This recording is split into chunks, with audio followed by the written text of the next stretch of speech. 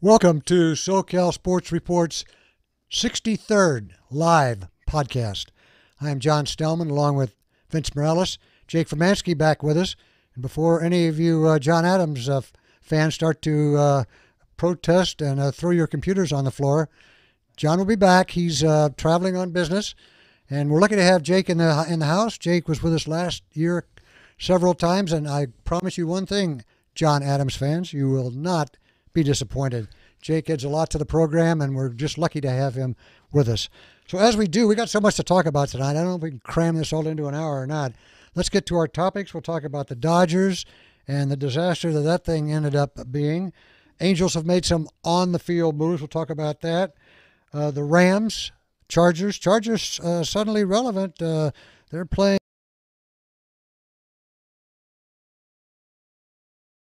They're playing. They're serious about this.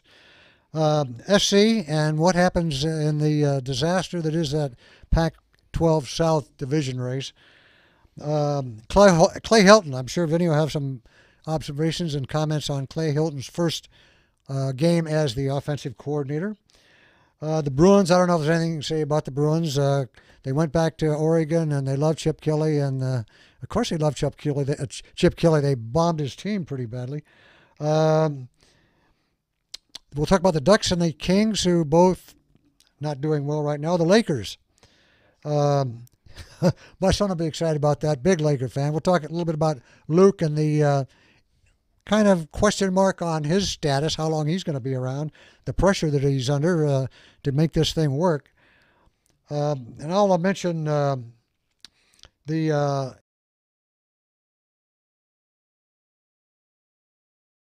this year they were knocked out in the first round of the playoffs, 3-2 by Salt Lake, but good year for them, and we're glad to see two good, solid soccer franchises in the Southland.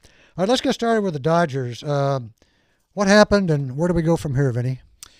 They ran into a buzzsaw. The Red Sox were the better team, and they didn't win 100.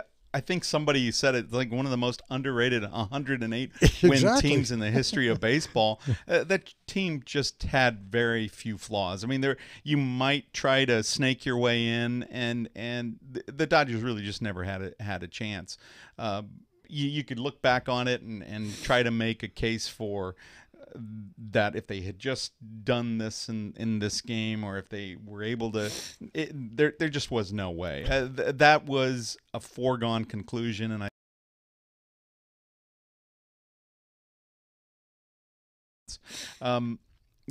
I am not a believer that you can just take, unless you're a really well-balanced team, that you can take what you had over 162 games and just sort of say, now we're in the playoffs, and if we just keep swinging the bats this way, we're going to succeed. That's just not the case. The pitching's better.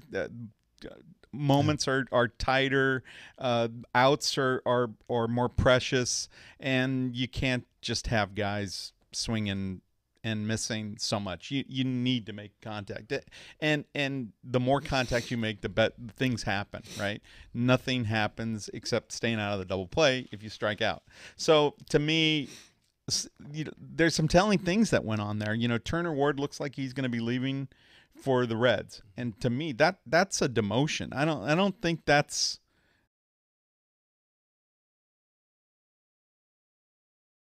move to become the hitting instructor, the batting coach for the Reds. And so I think something is going on there. Either the philosophy could either be that the front office said, stay the course, and Turner Ward was saying, we can't stay the course. We're striking out too much. We got to change our approach. Right. And they wouldn't listen. And so he said, screw this. I'm getting more money. I'm leaving so I can do things my way and not have to listen to these analytic guys. So to me, that's a bit telling. But the bottom line is the Dodgers ran into a buzzsaw, and in retrospect, we never should have believed that they could win a World Series against the Red Sox. Like you said, they're the most unrespected 108 win team in history. Mm-hmm.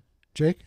No, I agree. I mean, they were coming, even the Red Sox coming into this postseason were the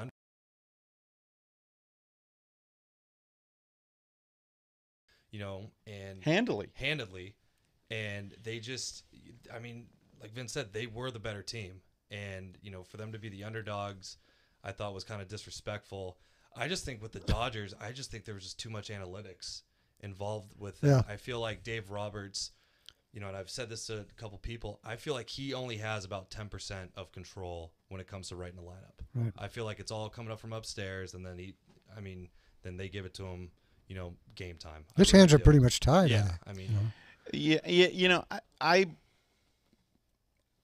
agree with that to a certain point. You can only do so much with the talent, right? It's all about the ingredients, right?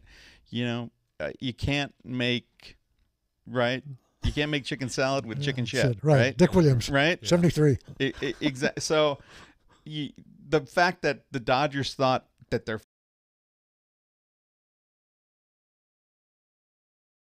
it's like you could say, oh yeah, he pitched better at the end of the season, and he was pretty good, and he had some good velocity, but the bottom line was that front office still put Ryan Madson in Dave Roberts' hands and said, that's your first righty out of the pen. How many teams has he been with in the last how many years? 8 maybe. Yeah.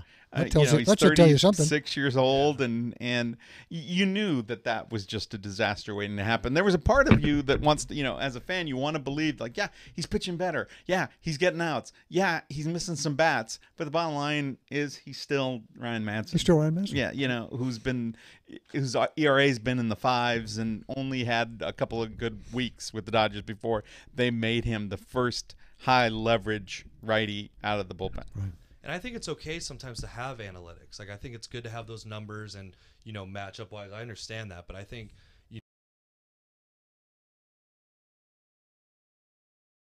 experience, and you don't need a notebook to tell you, oh, maybe we should put this guy in, when you go, maybe Alex Wood we shouldn't put in, you know, tonight, or exactly. Ryan Madson, or, you know, I mean, Pedro Baez actually threw the ball really well, and then they yanked him. And they were yanking him. And they were yanking him. So and they were taking out lefties to put in other lefties. And so exactly. it was weird. It was just very strange. But even more than that, Jake, you know, I get to the point where I love the new stuff, and I love the numbers, and I love analytics and sabermetrics. I really do.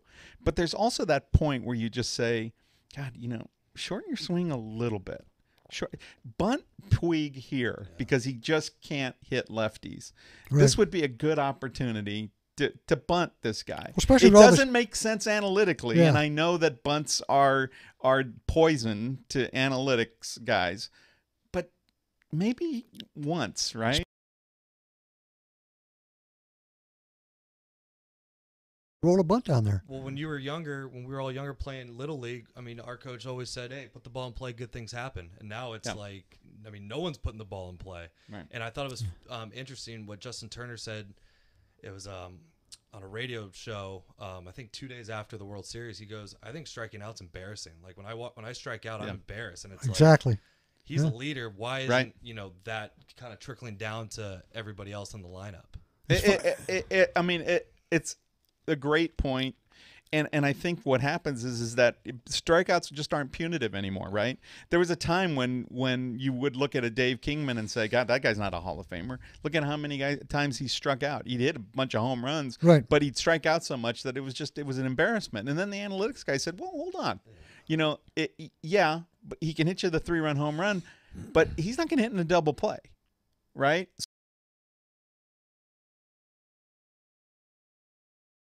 Little bit, but in the World Series, you just want better hacks. I mean, you know, you just want a guy to shorten up and try and punch it somewhere and get on base. And for me, a guy like Max Muncy, who comes out of nowhere, hits 35 home runs, or Taylor like last year, who hit a bunch of home runs and was just hitting the ball long, and he was in the same paragraph as Babe Ruth and Lou Gehrig in what he was doing, right? It was nonsense, and Max Muncy became a guy in the postseason who was either striking out or walking, and he just wasn't driving in the runs because he just wasn't. And then you get a guy like a professional hitter like Freese, and they pull him for this, and it's just very strange. And I'm sure that if they look at their charts, they go, yeah, this is the guy to put in, but it gets frustrating because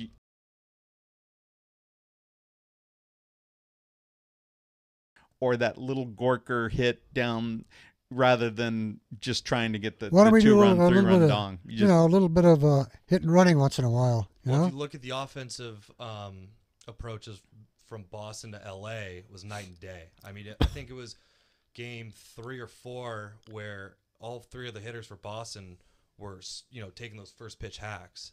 Yeah, exactly. They actually had a game plan. Yeah. I mean, because they, if you go by the numbers, that first pitch strike, your batting average drops 100 points already, 0-1.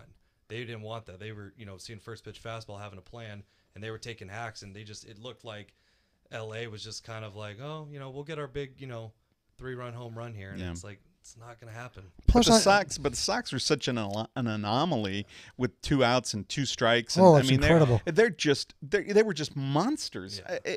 They were just beastly.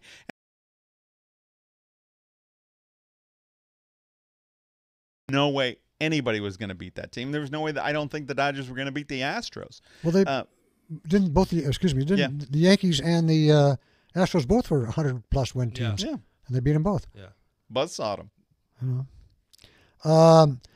And the players of Dodgers didn't. I've seen enough of Scott Alex. Where's Jose Urias when you need him in that? Yeah, was it that Julio last- Urias was they were looking Or to Baez. extend him a little bit. Baez was throwing great, and he can dive Jones on you, but he was terrific in the postseason. And they just didn't. I think there was that aftertaste of the type of guy that he could be, but overall, the big guys for Boston did their jobs, and the big guys for the Dodgers didn't. Kershaw was mediocre. Kenley Jansen, mediocre. Right. Turner had.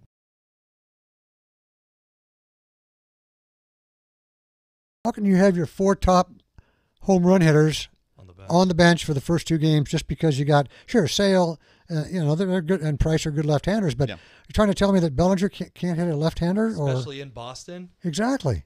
You hit one off the end of the bat, it's a double off the wall. That's off the wall. I don't understand. You take your 4 top home run hitters, you don't put them in your starting lineup.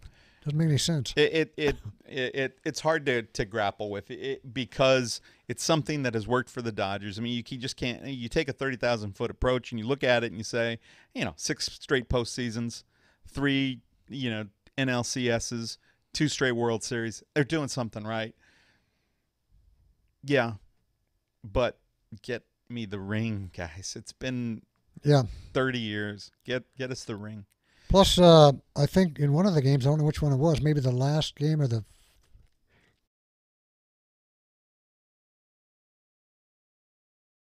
Baez are unavailable to pitch tonight. Nobody was unavailable in Boston.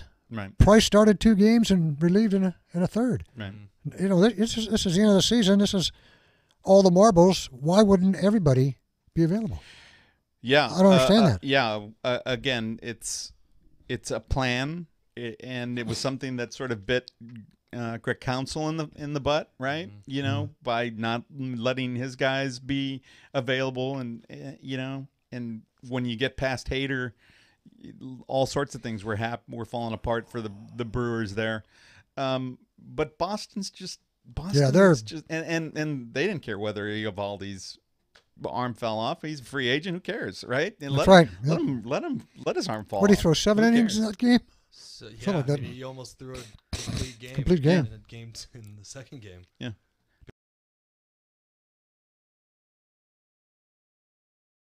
Something to say for those teams out there, right?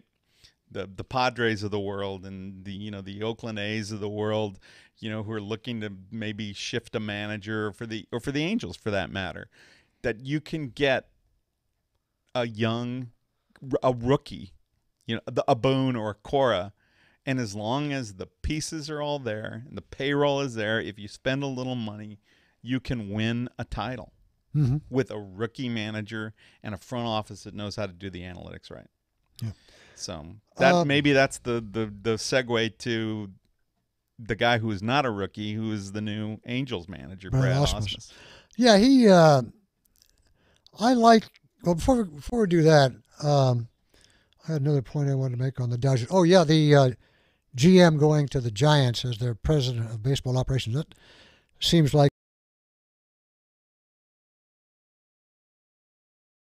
and Friedman's still there. So Zaidi, Friedman was the guy really, the big guy. And they'll plug somebody else in. And again, it's like, Giants, you want to take my sloppy seconds? That's fine. Yeah. You can have them. I'm not going to lose any sleep because Farhan Zaidi is now now in the front office of the Giants. I'm just not. Yeah, it was Friedman that was always quoted in the newspapers anyway when trades were made and players were acquired. You never heard from. Yeah, I mean, Zaidi was probably the guy who was doing the grinding for him, but Friedman's the brains. Okay, let's get back to you mentioned Osmus. I like him. He did 4 years at Detroit. First year was great, like 90 and 72, and then they ripped the team apart. But he's young. He's 49 years old.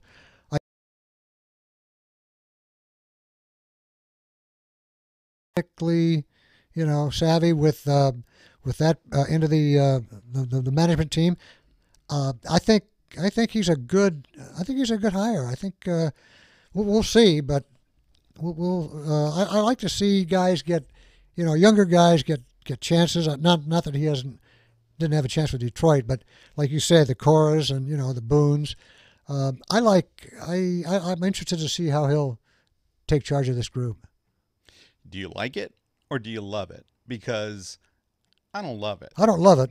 And I think, and I said it before, do you want Billy Epler being the guy who chooses your manager who's going to be there for the next 3 to 5 years and whether or not Mike Trout gets traded for pieces? I'd say no. Right. But they're stuck with Epler, right?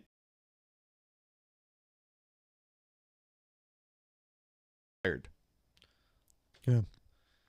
Well, like I say, I don't love it, but I can see where it came from. I like it. I mean, he does have a better feel for the analytics. Socia had nothing to do with that. He was old school. He's not going to buy into analytics. He did it very grudgingly. At least Osmus knows what's expected of him. He knows what Epler wants.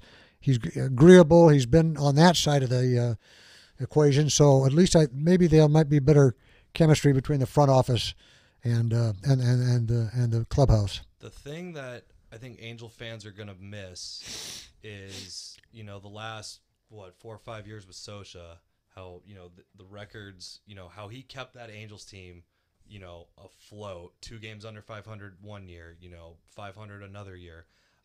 He always got those guys, no matter how bad their lineup was.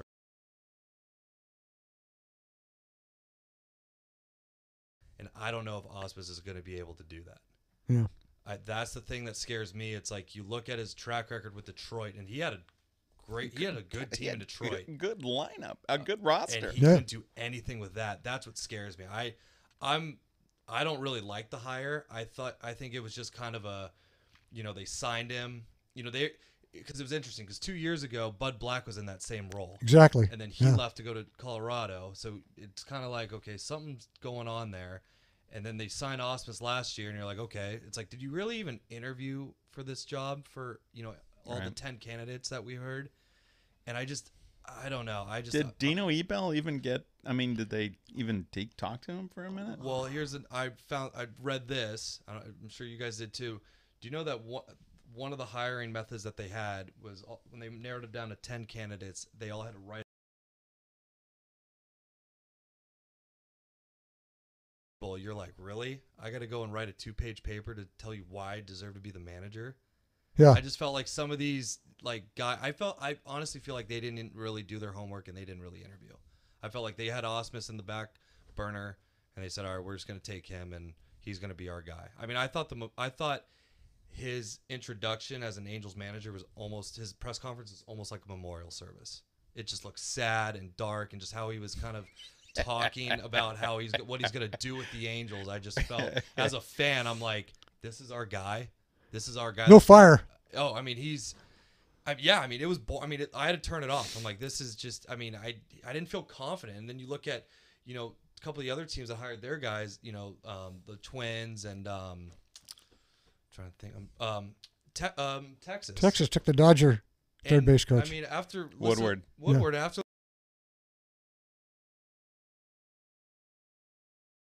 Ausmus, I just think of that Detroit team, and I'm like, I don't know how he's gonna Underachiever. be underachieved. Yeah.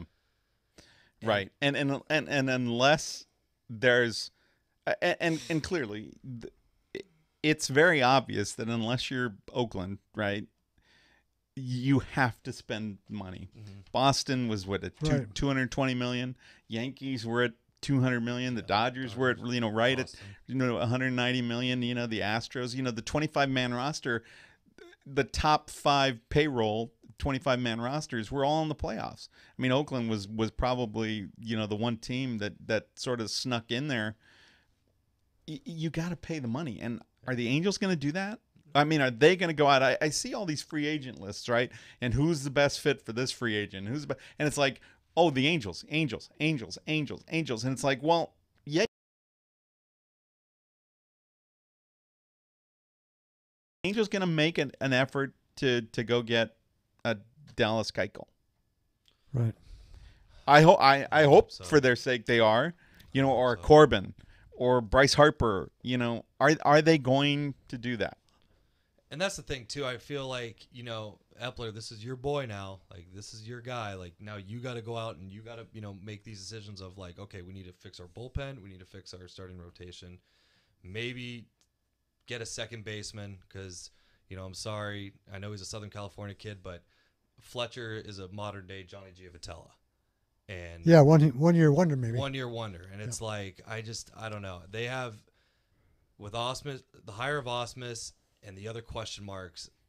And I mean, the division, it's basically, theoretically, it's going to be the Angels in Houston because Seattle's in trouble. They got a big,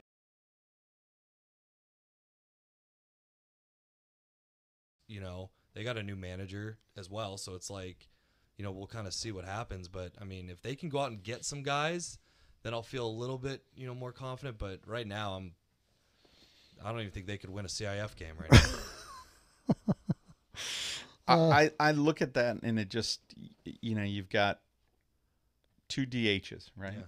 Essentially, Right. Pujols, Right. and Ohtani, and wow, I mean, it's the right league to be in, but there's some manipulation that needs to happen. That lineup, that roster has got to be massaged. And what are they going to do with Ohtani? I don't. That's one of those things where it's like, what a great young player. Mm-hmm. But what are they going to do? Yep. I mean, what He's going to have to DH. And again, They're going to, but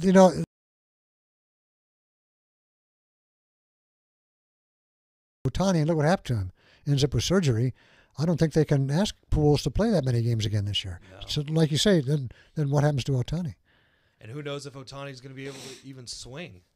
That's the other thing. I mean, Seager couldn't do it. But I guess now that Ohtani had the Tommy John, that he's going to be, they're saying that he's going to be ready to swing by spring training. I'm like. Yeah, with Seager, he also had the hip surgery. So, and we talked about this a little bit. There was a kid from UCI who played the whole year. No, he hit the ball really well. I think he's in the A's system or the Seattle. I don't know, but he's in the minor league system now. Yeah, Milwaukee. That's right. And he played with a Tommy John. He just batted the whole year. DH, yeah. And then there was a kid at Vanderbilt who did the same thing.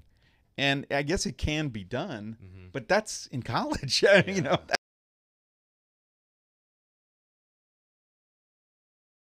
And I think it's a little desperate, right? It's a little desperate because it's like this is our guy, Edgar Martinez was terrific, right? But you couldn't put him in the field. Right? Yeah, never. And so you just had a spot and that was it. But now they got 2. Yeah. They got 2. And it's almost getting to the point now where, you hear it's like, oh, well, should they, buy out Pujols? And I think he's got another $87 million for the next 3 years. Oy. But then you're kind of at a double-edged sword with it because it's like, yeah, on one hand you kind of want him to, but then you look and him and Trout are best friends. So it's like, how would that, end up if, the Angels just got rid of Pujols? Right. Right. He can still drive in runs. Yeah. It's not ideal. You're not getting the best bang for you're clearly not getting the best bang for your buck.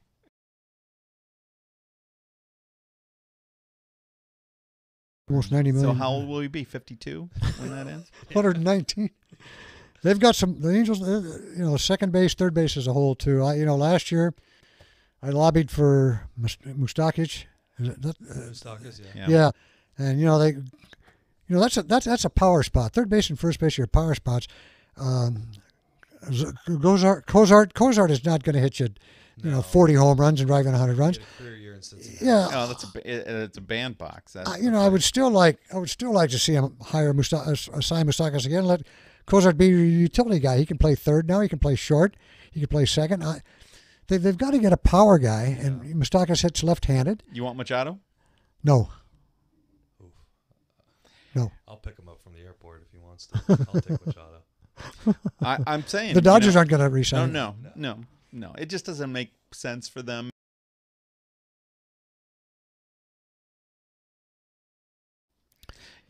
It was always going to be a rental. I think there was a part of me that thought maybe he'll fit in. Maybe he'll be a good guy and a good citizen, and but he's going to be a great player for somebody. Oh yeah. The Dodgers don't need him. You can't understand. The Dodgers don't need him. I like Corey Seager, and especially if there's Seager no comes back. guarantees that Corey Seager's even ever coming back. Right. Yeah. I mean, with those two surgeries, who the hell knows? I don't think has anybody ever had Tommy John and a hip surgery. We're talking it's uncharted waters. Exactly. So I don't even know what's going to be happening with Seager, and I still would say don't pay Machado that kind of money, especially because the Dodgers farm system's still loaded. I mean, exactly. You got guys coming up. I mean, even with Seager, if he can't play, I mean, it's just, it was nice. Thank you, Machado, for everything, but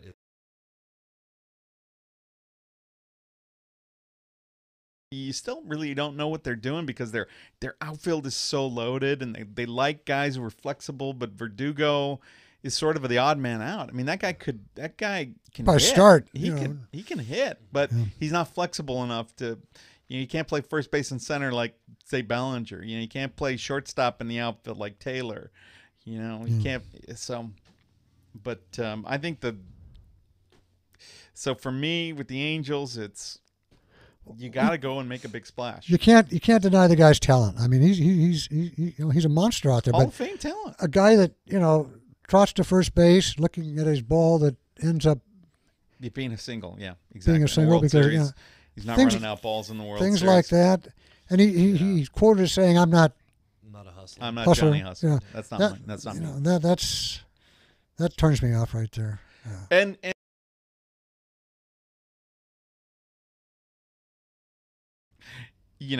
Barry Bonds was a prickly bastard too, right? Yeah. So, if Machado's going to hit 40 home runs and drive in 120, he can be as prickly as he wants. The Dodgers kind of saw what it was. The chemistry didn't work, whatever. But the Angels don't have the luxury of being able to say, we're not going to sign prickly bastards. They just can't. Yeah. They don't have the luxury. They just don't.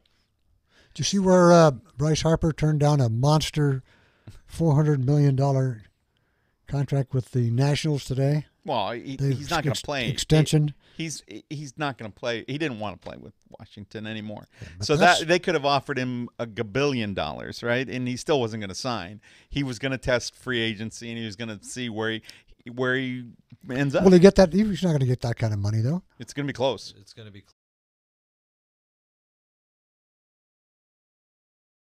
330 million. 330 million. It's going to be close. Where's he going to end up? Honestly, I think Chicago. I think the Cubs. Wow. Because Chris Bryant turned down a big extension, and Harper came out 2 years ago about how when he wants to test free agency, the Cubs would be his number one priority or his number one landing spot. And you got the Vegas connection there. They can kind of move because it sounds like the Cubs aren't going to bring back Schwarber and Ian Happ, so that kind of creates an outfield spot wide open. You can move move Hayward to left, Harper to right. I mean, they're gonna. I think his landing spot's gonna be Chicago. That'd be a nice ballpark for him too. Yeah, Really. I hate to say this, but I think he's gonna.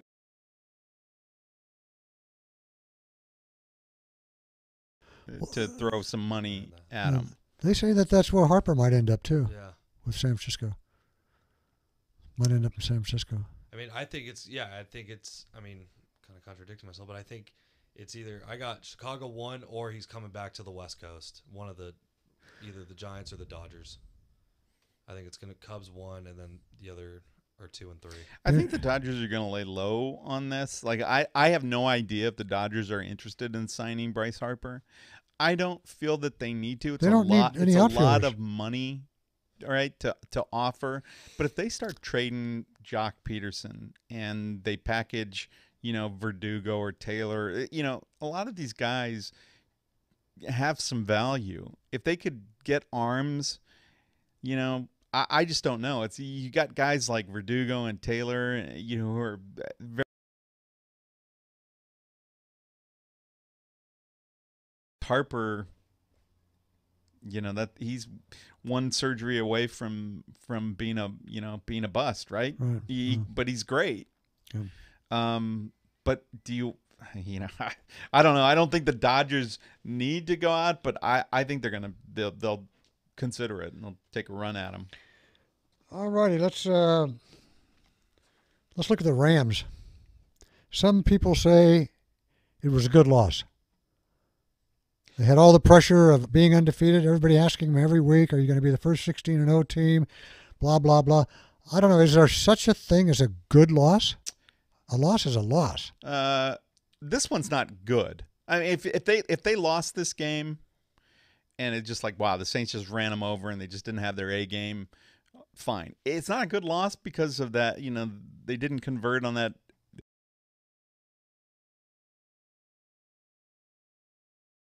Lost out there, Yeah. and so there's certain things that trouble me about the loss. But if I go back and take a 30,000-foot look at it, yeah, better to lose now with this next stretch of games. I was thinking this last week against the Packers, but the Packers just weren't good enough. The Saints are a better team. And to me, it's not predictive of anything going forward. You asked the question, what happens if they have to face, New Orleans on the road in the playoffs? It's like, bring it on. The Rams are a better team. They weren't better. They played very well in the second half. They weren't half. better on Sunday, and they made some big mistakes that sort of handed the game over. I take the Rams. Well, they do give up 35 points in the first. If they play two halves like they played the second half, Yeah. they're going to win that game. They're going to win that game.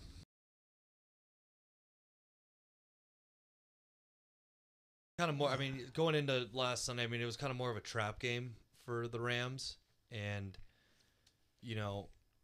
I guess I think you can say it was a good loss just because of they're probably going to face each other again, and they're not going to be, nothing's going to be, Right.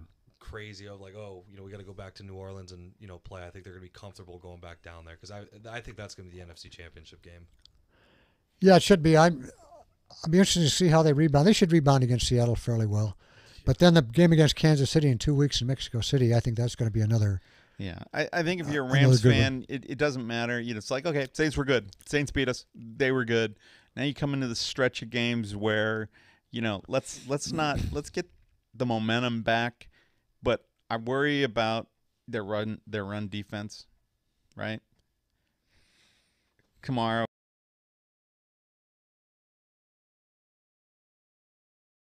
At all. I mean, he had just all day back there. And, and Peters was dreadful. Their defensive backfield, which was supposed to be a strength, has failed them on occasion. Yeah. The Chargers looked pretty nice against Seattle in a hostile environment against a pretty good team. Yeah. A lot of people had said, well, the Chargers, all their wins have been against minus 500 teams, bad teams. But Seattle's a good team, and that's a hard place to win. And in spite of the field goal kicker trying to lose it for them by missing, 2 extra points and a field goal, they get rid of him. They get rid of him. They still managed to survive. So I think that team is going to be around for the long haul. Yeah, especially if they get Bosa back. He's supposed to be coming back, next week or 2 weeks. And I think that, with him coming back and filling that spot on defense, I think.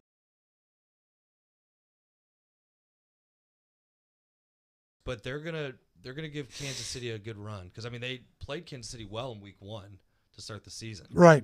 So bringing Bosa back, I think maybe start gelling a little bit more. And Phillip Rivers has been, I mean, unreal this year. Ridiculous. Oh yeah, Ridiculous. he's found the fountain of youth. Absolutely. Seriously. Oh, he's Keep having kids. Yeah. I mean, yeah, have more kids and keeping them young. They've been terrific. They've been terrific, and without Bosa, I mean, they've had some guys filling in who are elevating their games. yeah, they've given the chance and they're taking advantage of Yeah, it. absolutely. I think they look good, and wild card at least for that team. Yeah, should be. I think. Well, there's a lot of good teams in that AFC, but I still like the Chargers. I think they'll be in the run right down.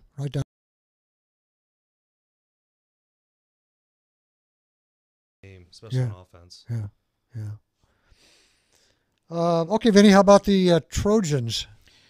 Well, T. Martin, the fact that they didn't outright fire him is surprising to me. We knew that the offensive line coach was going to be the first one to get thrown under the bus. It looks good, and it was a good time to fire your offensive line coach playing against that because defense. you're playing against Oregon State. Yeah. So everything's going to look good. Things are going to correct, and we're going to see what's really going on. I'm not convinced that Clay Helton's a great offensive coordinator. I think he had some good ideas about how he would call a game, just as opposed to T. Martin. Right. There was less of that computer game, video game mentality.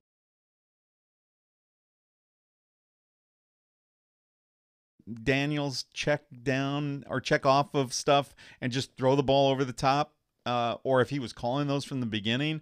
But it was just too much pressure on a kid who should be a senior in high school. It was just too much pressure. Exactly. And I remember, T. Martin used to be a better offensive coordinator than this. It felt at times like he was just he didn't like the kid and he didn't want him to succeed and screw him.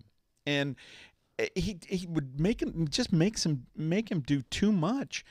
There are times when you would see when a quarterback would struggle, when Darnold was struggling a little bit, T. Martin would call plays that were little short, like handoff type exactly passes. Yeah, right. He just doesn't do that for Daniels, and so it's clearly time for him to go. He's ready to go. It's a demotion and he's not going to be elevated. You think they'll fire him?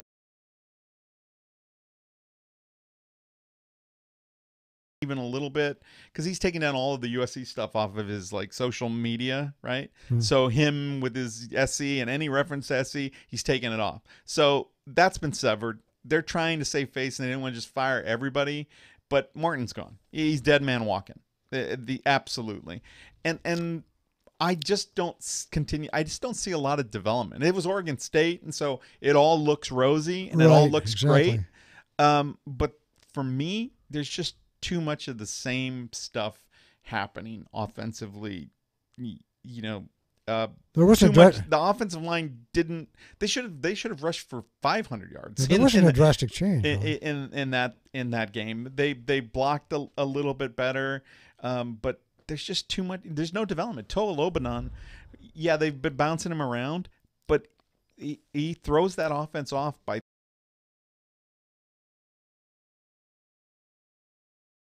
And there's just stuff like that happens, and the special teams, and that wouldn't happen if this was a blue blood program in the SEC. That just doesn't happen. No, right. Yeah. So the Pac-12 is just looking awful. The South is awful. I don't know what's going to happen. I mean, if you're a UCLA fan, you go, wow, we picked a good year to be crappy because everybody else is crappy, and exactly. we could still sneak in if we string together a few games. And so all of those Bruin fans who at the beginning of the year were saying, oh, he's going to win 9 games, he's going to win 10. Now they've changed their tune and go, next year we're going to win 10 games. And it's like, yeah, you can think that, but he hasn't got the talent yet. But there's a couple of guys there who can play. That Dorian Thompson Robinson guy, yeah, he's pretty damn good. And the Kelly kid,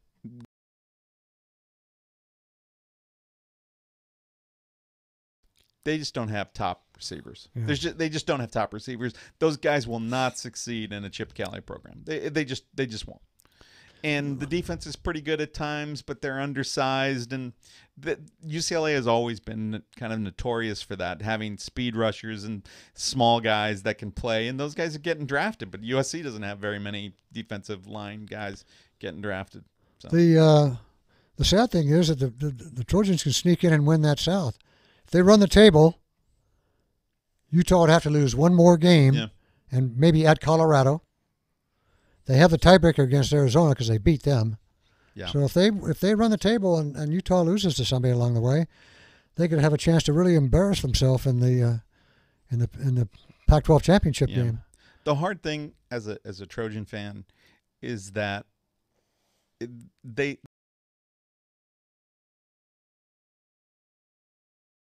beat Arizona State. You know, they beat Colorado when they should have they should have routed Colorado. They beat Colorado and they beat Arizona, but they should have routed Arizona. And then they haven't looked good in their wins or their losses. Right. And to me, that's a development problem. Let's talk about the Lakers a little bit. Magic has the big pep talk tells everybody that I don't like what I see. We've got to start winning games. So they go up and beat Portland for the first snap of 16-game losing streak in Portland. And then the next night they turn right around and, same old Lakers. How much pressure? I mean, you can't expect everybody to be able to fit together in 6 or 8 games. I mean, LeBron's teams in Miami and when he went back to Cleveland started the season very slowly. Both those teams made the playoffs, but they started slowly. How much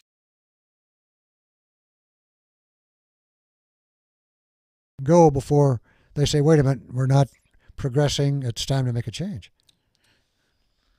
The thing that I was kind of confused about that whole statement was, didn't Magic Johnson come out and say that, it's going to take us 4 to 5 years to, gel and start becoming a team? And then, I mean, I know they get LeBron. Initially, yeah. And, Luke's our guy. We're not, getting rid of him. And then they kind of, they have that, meeting with him. I just kind of thought that was, a little disrespectful. I mean, they're probably going to make the playoffs this year. And you're right, though. I mean, LeBron's teams have not done well his first, month or two into the season. So right. I think it's just kind of like, let them relax. Like, I think they need to start having Lonzo Ball play more than, having the Rondo and get Kuzma out there more, just to kind of get these young guys.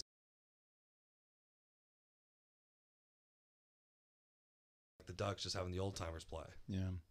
I don't think it matters what Magic says. I think it matters what LeBron says. And when LeBron says that, if LeBron gets to the point where he says this sucks, I don't want to keep losing. And I said from the very beginning, and I think you remember, I said that the Lakers weren't going to win more than 9 games out of their first 20. There was just going to be too much going on, and the fact that right. they only had really one center, and they were trying to make Kuzma a center, it could be less than 9 games in their first 20. It feels like a 9-11 start to me. I think there's more losing to happen here. The Tyson Chandler thing, I don't know if that's happened yet, but if they fill him in, I think that helps because McGee has been very good. He's been solid. He's been very good. Just drop off from him protecting the rim to this amoeba D positionless basketball where sometimes it's Kuzma guarding the 5, sometimes it's LeBron, sometimes it's Ingram, or Josh Hart. Sometimes Josh Hart, it's silly. It's just silly. You're trying to make do, and it's not going to work. It's not working. It's not going to work. So to have 2 professional centers, I think that frees up Kuzma to be Kuzma, Ingram to be Ingram, right. And you kind of let it fill out. Well, as soon as some of those problems though are still there. They don't shoot free throws. They've been terrible in the fourth quarter. They don't have a reliable 3 guy. Yeah. Problems. Yeah, they almost blew that game in Portland. Mm-hmm. They've almost blown a lot of games. Yeah, as soon as McGee can't play, he's playing more minutes. When he goes out, the opponent goes right down the lane. Like you say, I think Chandler's going to help block up the center, protect it a little bit, and shut the lane down, because as soon as McGee goes out, boy, they just start running right down the lane. I think for Laker fans, the thing that's frustrating right now, there's some excitement there. There are things. Look, they lose the back end of a back-to-back, right? I don't think anybody's losing too much sleep over that. It's, just because they beat Portland for the first time in a bunch of years didn't mean that they had righted the ship. Right. There's still some things that need to happen. The thing that's frustrating is it's just I don't know who their guys are, right? I don't know who their guys are. I mean, what they're going to do with sometimes I forget that Kentavious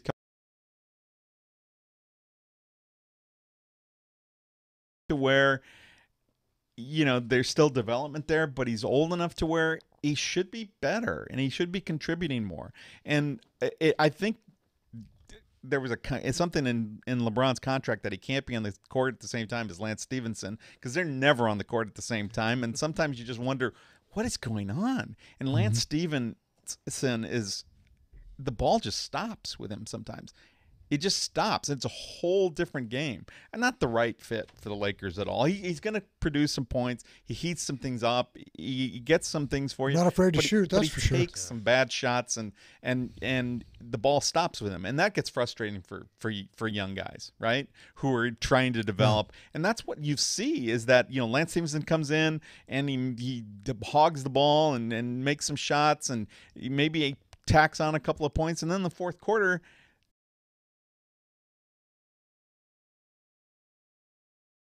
Doing they pull everybody out around the perimeter, and nobody passes, because they're overextending their defense on them, and it's like, this is weird. It's just strange. I don't think Luke has figured it out yet. Magic's going to have to. Magic's not very patient. No, he's going to have to gain some patience, because this thing's not going to turn around overnight, and he has to realize that, understand. He's smart enough. He should be able to understand that. That's why I was kind of surprised by his comments that he wants action now. I mean, it's not going to happen. It's not going to happen right now. Like you say, could be 9-11 before they get it figured out. Could be longer. Yeah, but at least that warning shot is out there. I mean, if they've given Walton a little rope and he's still not figuring things out, look, it's not Luke Walton's fault that they didn't have a reliable backup.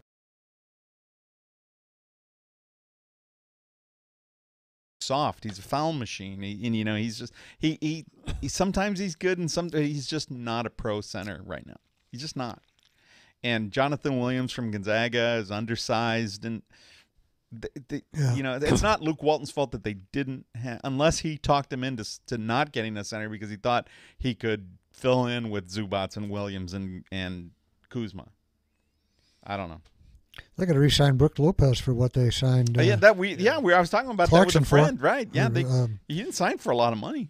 $3 million. And what are they going to give Chandler? Probably that $3 million. Is that the minimum? They could have re-signed him for what they're going to give Tyson Chandler. I'm not ready to say this team isn't going to make the playoffs or anything like that. I think it can still happen, but guys just aren't finishing at the rim. There's still problems.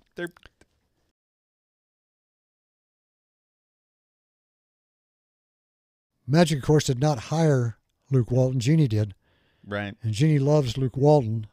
There could be a little, if this thing doesn't turn around, there could be a little power struggle there between Jeannie and Magic over the status of Walton. And I'm not saying that I know anything, but they did hire Rambis back, right? Mm-hmm. So he's in the fold now. So you've got a built-in interim head coach there, just in case. Who's got this capsizes on him? Yeah, who's got a lot of coaching experience? Yeah. So that'll be interesting to see what happens there. The Clippers are not relevant. Was there anything we want to talk about? No, I don't want to talk about the Clippers. Clippers. There's no face of the franchise. Both faces of the franchise are gone. There's no. I couldn't even name the starting team. No. None of them are there. What do you think about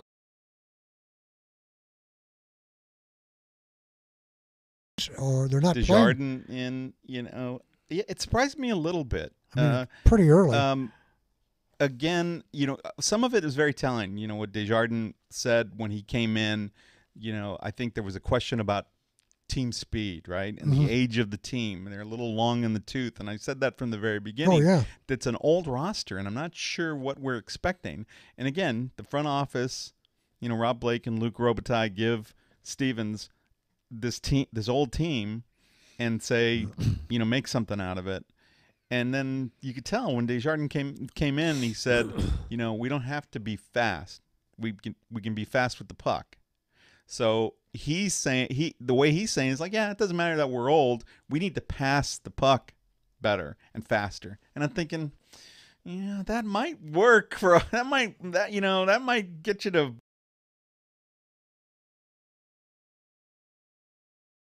not developing the kids quick enough. I don't think they gave Stevens enough time, frankly. I just don't. It was kind of a quick trigger. I think so. Especially how the Western Conference is going right now.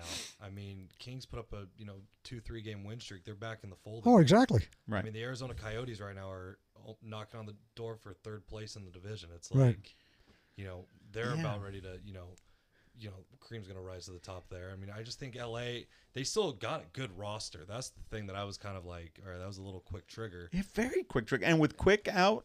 Yeah, what do you expect? Yeah, I'm not sure what they were expecting. There has to have been some disconnect that happened. I don't understand it.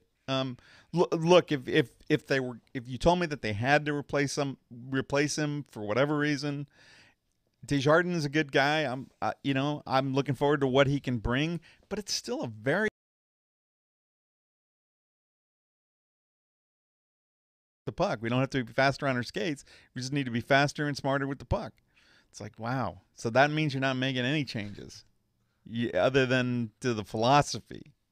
You're not going to go out and get different guys, right? Okay. Well, it's a pretty good roster. And that's one of those things where Rob Blake must be thinking, well, hey, this is the right roster. And if you can't win with them, even without Quickie in the pipes, then something's wrong with you. Well, they got one thing in their favor, like Jake mentioned. Nobody's running away with the West. No. Vegas is struggling. San Jose was up.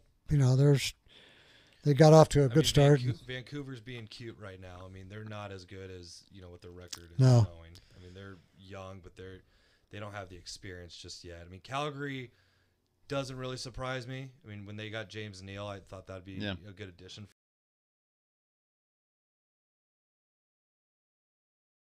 I mean, it's wide open. Yeah. Sharks should have been better. Yeah. I mean, that might turn around late. They gave up half the farm system for that Carlson. Yeah, I almost thought that Carlisle would get the axe before Stevens. I was hoping he would. Yeah, he did, because I never liked that hiring, bringing him back in the first place, and he's got.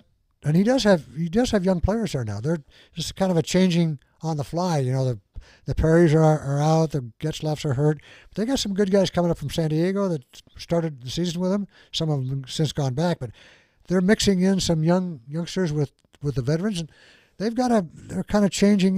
They are getting faster. Murray wanted them to be faster, which you guys both agree. That's what you have to do in today's NHL. Absolutely.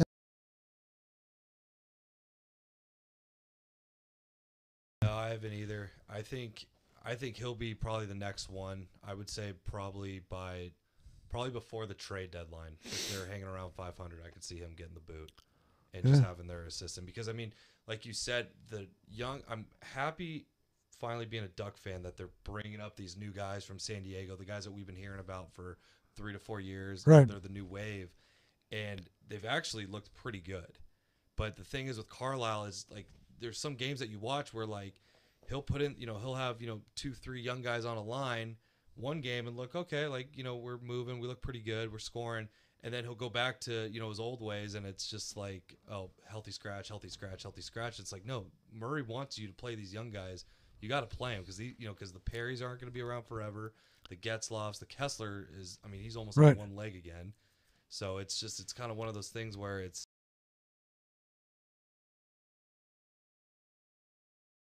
he doesn't like playing the young guys. He never has. No, yeah, that's right. And Gibson and Miller can only do it for so long. I mean, Yeah. they've been outstanding. Well, that contract to Gibson was was a a steal. 10-year contract. Was a steal, I thought, because Frederick Anderson got 3 years, $40 million, Right. and Gibson was that was the whole dilemma when You had two number ones. you had two number ones, and you knew, and Gibson's 24, 25 years old. He's gonna be around a lot longer than Freddie, and Freddie is also notorious for injuries as well. Right.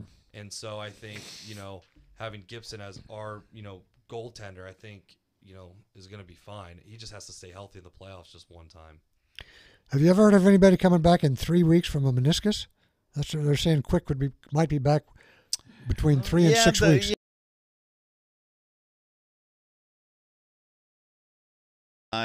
It Could happen. It happened with Porter Gustin, I think, or Cam Smith, one of those guys. I mean, he had surgery, and he might be on PEDs. That might be helping, but you never know. Allegedly. But he was 2 weeks after surgery. He was back on the field. So, yeah, the meniscus is not that big a deal anymore, right? Arthroscopic, they go in, they either repair the tear or they, excise the part that's busted, and it's no big deal. And guys are back on their feet like the next day. Yeah, we had a guy when I was coaching at San Clemente had a meniscus tear, and he was back in 3-4 weeks, pitching and hitting, running the bases. He was fine. It'd be sore every once in a while, right? But, and he got the surgery and.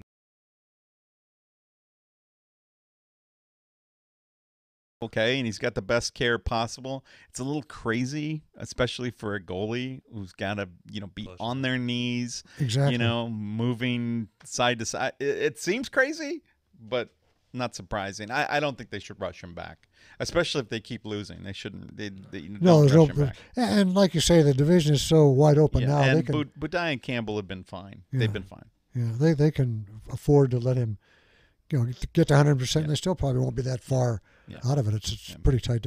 Maybe Steven should coach the Ducks. He likes he likes the fast, speedy, quick game. They got a lot of young. Take it. It was an odd. It was odd. It really was. I'm still scratching my head about it. I mean, look, awfully quick. Really quick. Really quick. I mean, I don't know. They're at it. The Ducks, you can at least understand because Murray has come right out and said we got to be faster, we got to move the puck quicker, more quickly, and if Carlisle doesn't do it, I mean you can understand why they could replace him. But I didn't hear any internal demands from Blake or Robitaille to Stevens about how they wanted the team to play. I think other than the fact that some of the younger guys aren't developing on the ice as well as they should, they're not finishing quite the way. You can have as much speed as possible, puts pressure on the other team and their defense, but those guys still have to finish, right? I mean, you can get ahead and headman it to a guy who's way out in front of it, but if the guy can't finish, you can have all team speed you want, right? And youth, exactly. And it's great, but you guys still got to finish. That's why the game the other night for the Kings, Brown is finally back. And then scored a shorthanded penalty, right? A shot, right? So their special teams have been great. Mm-hmm. It's their even strength. They suck. They just suck.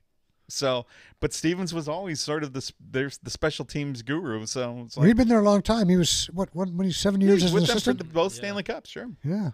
So that was strange. Makes it even more surprising. Yeah, it was strange. I know this wasn't on the list, but. I think we should spend a minute talking about the game of the century between Alabama and LSU that turned out to be the dud of the century. How good is this Alabama team? They're just ridiculously good. The best one they've ever had. Unbelievable. Ridiculously good. I mean, that defense for Alabama, could probably stack up as an NFL. I mean,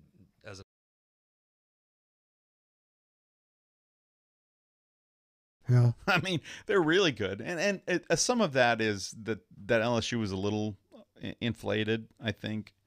But I don't think the SEC is good, but again, it's the reason why everybody just falls in love with a team like Kentucky, right?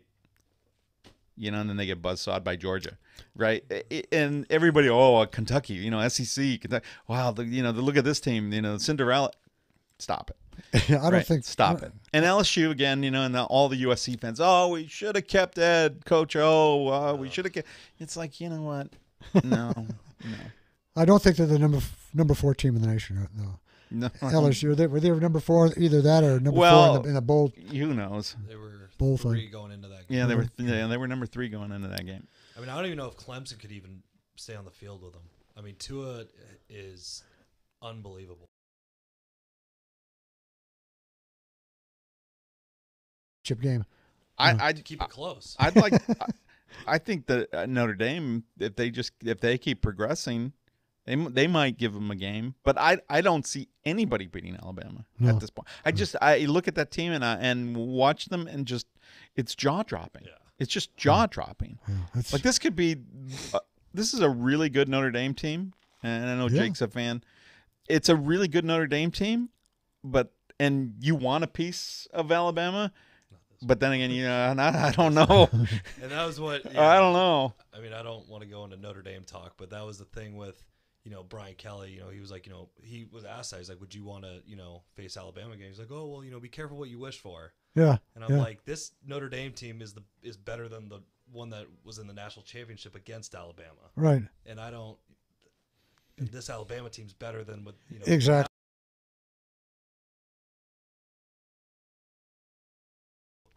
So, I don't think anybody's going to stop. But there's a lot of season left. There's a lot of development left.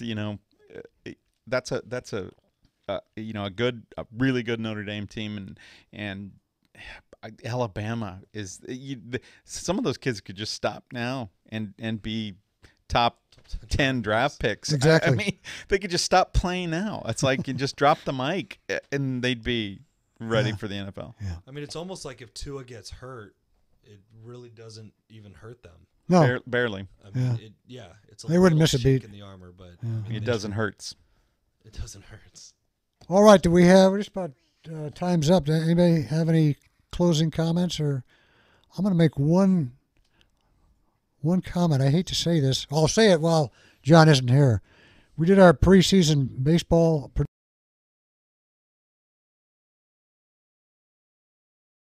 Okay.